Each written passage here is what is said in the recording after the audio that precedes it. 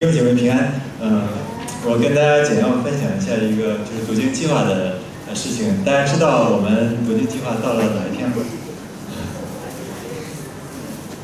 今天是第364天，明天是最后一天。这个可能很多弟兄姐妹已经 lost 很久了，所以其实。我这个网站我做了一些放了一个 Google Analytics 在里面，就是你可以看到在某一个时间很多人在上面，后来就一直降到现在人数已经不是很多了。对，所以我们要再做一个这方面的就是调查表了，就是拿到大家的一些 feedback， 看看我们怎么能够提升，就是让大家都能够彼此扶持。能够把这个读经计划做下来。其实我觉得这个读经计划，它是基本上是泛读，就是一般你每天读4章，你很难读得很细，就是所以很多弟兄姐妹读来读去没什么感觉，就到最后就没意思，然后就 give up。就是可能大家中间 give up 的时候，放弃的时候有不同的原因，很多人能够持守直到今天也有一些原因，所以我们希望这个调查表就是大家都能够填一下。如果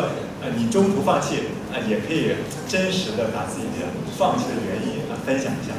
你如果能够持守到今天，你也想把自己的宝贵的经验分享一下。我们最终的目的，希望能够借着这个读经计划，让大家能够一起在神的话语上能够熟悉神的话语。就是你可以对圣经中一些重要的经节，你可以比较清楚，但是就是你大概也要对圣经整体有一个了解。所以这个1年的读经计划是帮助大家对一些圣经的一些整体的一些了解，然后在中间我们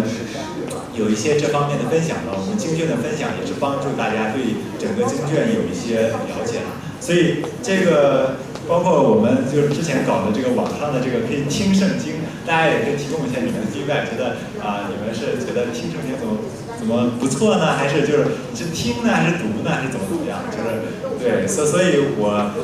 等一下就把这个 link 发到我们的那个祷告祭坛上，就是大家现在如果有网络的，就是之后吃饭可以花3-5分钟就填一下，然后没有时间没有网络的可能回家填一下，好吗？就是我们希望能够在可能我们需要 review 一下，可能未来的1-2个周，大家可能找点东西先读一下，好吗？然后我们希望能够在新的一次读经第3次的时候，我们能够有更多的弟兄姐妹参与，能够更多的弟兄姐妹从中领受更大的祝福，好吗？好，就这些。